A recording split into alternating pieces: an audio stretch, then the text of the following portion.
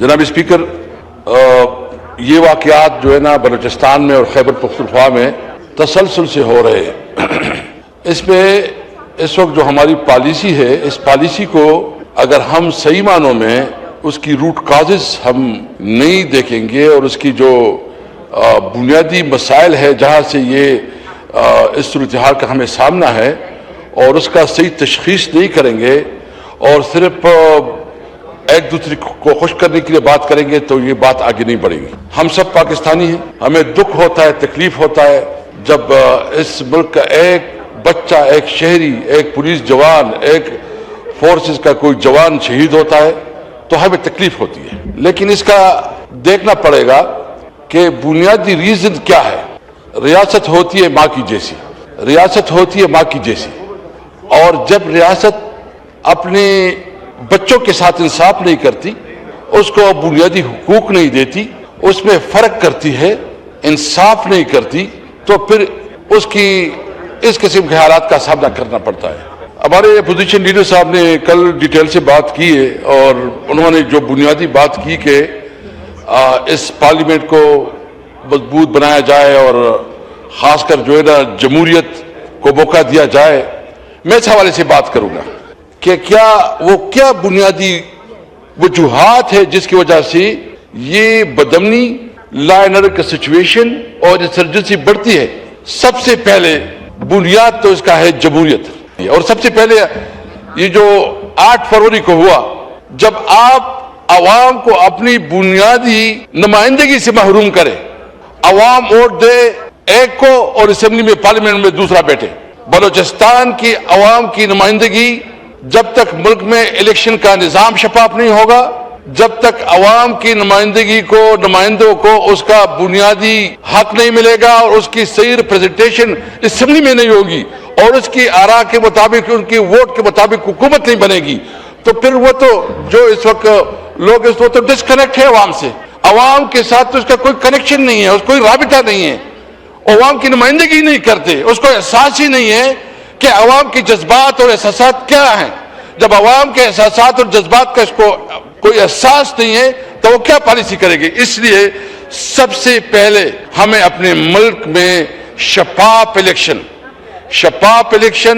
और वो election commission जो कि प्री एंड फिर इलेक्शन करवा सके, अवाम की जो वोट है उसको इज्जत मिले और अवाम के वोट का एहतराम किया जाए और सही मानों में ओरिजिनल पार्लियामेंट वजूद में आ जाए।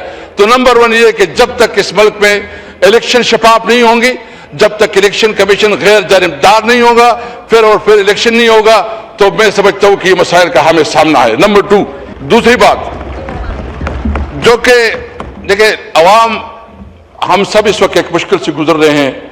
हमारा लीडर इमरान खान जेल में है, इनको राइटफुल जो उसका कानूनी हक है मुलाकातों का वो नहीं मिल रहा।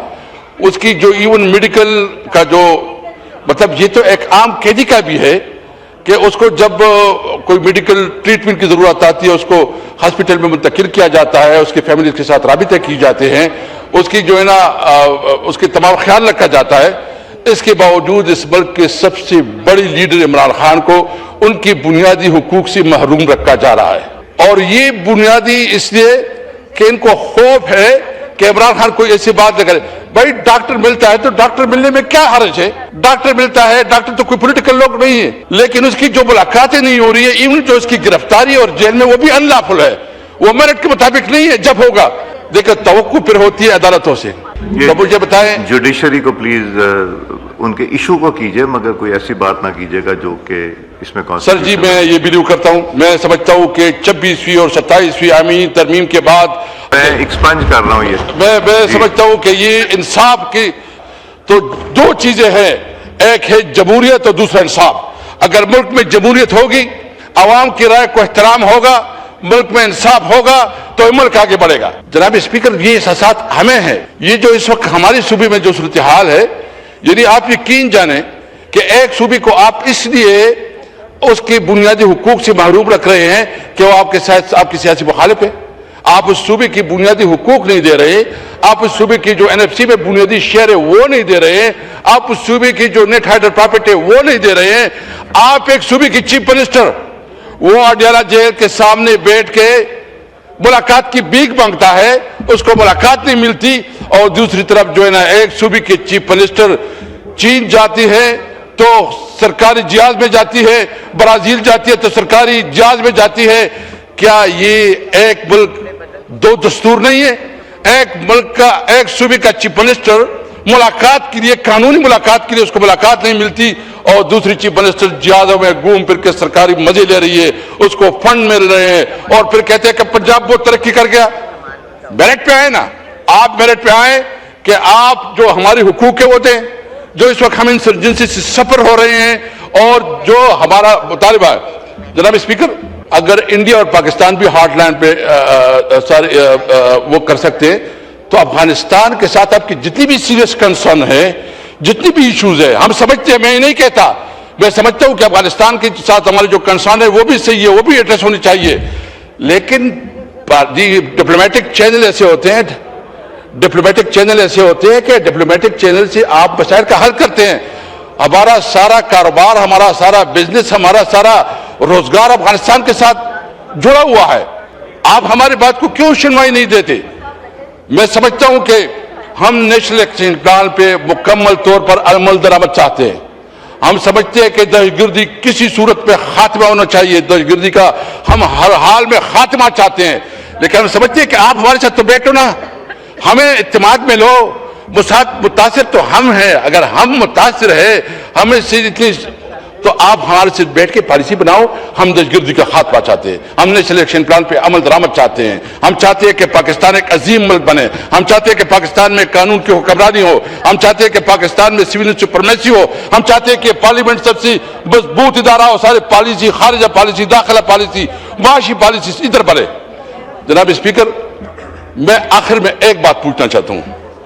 میرے خیال میں ایک صاحب بیٹھے حکومت کی, مجھے بتاؤ اتنی بڑی ٹورز ہوئی انٹرنیشنل خارجہ پالیسی کی, مجھے ایک بھی ڈیل بتائے کہ ٹریڈ ڈیل ہوئی ہو, ایک بتائیں.